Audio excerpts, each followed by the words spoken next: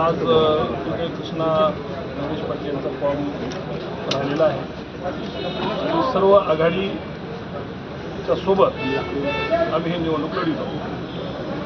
वंचितनं माघार घेतली नाही. वंचितचं म्हणणं असं आहे की काँग्रेस जर राहिली असते तर आम्ही त्यांच्यासोबत त्याच्या पक्षाचा प्रश्न आहे ते काय त्यांची त्यांच्यासोबत ही तुमची सुरुवातीपासून तयारी होती का विधान परिषदेची? हो निश्चित होती आणि सर्व आघाडीच्या घटकांनी सर्व नेते मंडळींनी सपकाळ साहेब असो, उद्धव साहेब असो किंवा मग पवार साहेब असो त्या सगळ्यांच्या वतीनं आज आपण हे पुरस्कृत म्हणून इथं फॉर्म राहिलेला आहे. शिंदे शिवसेनेमध्ये प्रवेश करणार असल्याची तुमची चर्चा आहे. ते काय आजची आहे चालूच राहायची. पण आता या निवडणुकीत तुम्हाला त्यांचं पाठबळ अशी देखील चर्चा आहे. ठीक आहे, तर चर्चा काही असू शकतात. मताचं गणित जर पाहिलं तर तुम्हाला शिंदेचे सुद्धा मतं महत्त्वाचं कसं आहे, ऑप्शन असला पाहिजे, लोकांपाशी ऑप्शन असला पाहिजे, मग लोक ठरवतात, मग आपलं मतदार बंधू ठरवतो. आज जसं तुम्ही आता सांगितलं होतं की तुम्हीच कोणीतरी प्रश्न मी आता तुमची बाईट बघत होतो माननीय चव्हाण साहेबांची जी आपण बाईट घेत होता तुम्ही कोणतरी म्हणे की नांदेडचं शेअर मार्केट तुम्ही सगळं डाऊन करून टाकलं. तर मग आता आम्ही शेअर मार्केट बंद करायला आलोय. बस निवडून यायचं का फक्त निवडून करायचं?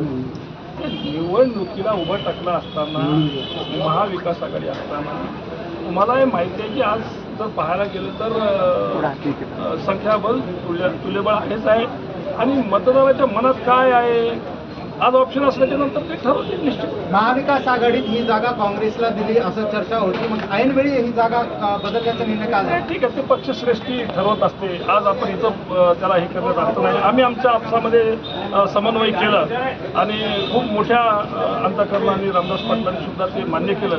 माननीय खासदार साहेबांच्या मध्यस्थीनं रवींद्र चव्हाण साहेबांच्या मध्यस्थीने हे सगळ्या गोष्टी होऊ शकल्या आणि महाविकास आघाडीमध्ये सर्वच घटक आम्ही महत्त्वाचे ठरतो.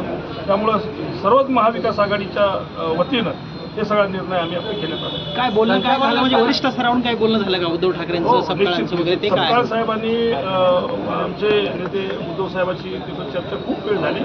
एक तासभराच्या नंतर मग पुन्हा आम्हाला सगळ्याला निर्देश देण्यात आले आणि त्या हिशोबाने काम. तुमच्याकडे संख्याबळाचा आकडा किती आहे? सगळेजण आता काय तुमच्यापाशी सांगून काय आकडा आता 18 तारखेला मला सांगतो मी आकडा काय. महाविकास आघाडीकडे संख्याबळ नसताना कोणत्या विश्वासात ही निवडणूक सामोरं जात आहे? तेव्हा आकडा कुठेही कोणाकडे किती असू द्या निवडणूक हे कृष्णा नागेश पाटील जिंकेल एवढी खात्री.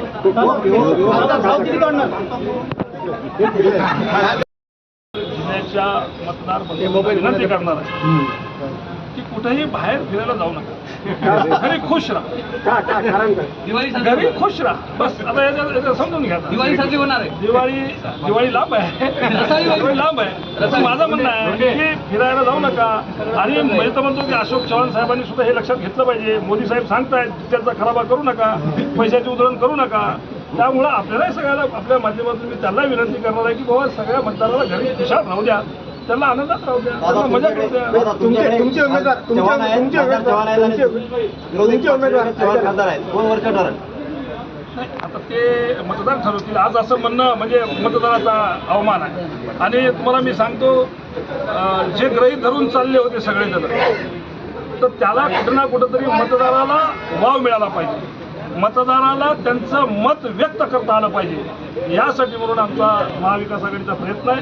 त्यांना व्यक्त होऊ द्या ना, त्यांना व्यक्त होऊ द्या, ते ठरवतील कसं करायचं काय नाही. आणि कसं आहे की हे मतदार काय साधा सुद्धा नाही, लोकांना जनतेनं निवडून दिलेले प्रतिनिधी आहे आणि त्या प्रतिनिधीचं मतदान. त्यामुळं निश्चित रूपानं हा नांदेडचा कौल असणार आहे. जे बी असणार आहे ते कौल असणार आहे. मतदारांना वाव मिळाला पाहिजे का मतदारांना भाव मिळाला पाहिजे? आता तुम्ही काही बोलू शकता, तुम्हाला काय बोलायला स्वतंत्र आहे. पुन्हा आम्ही काय बोललं की तेवढं धरून बसणार.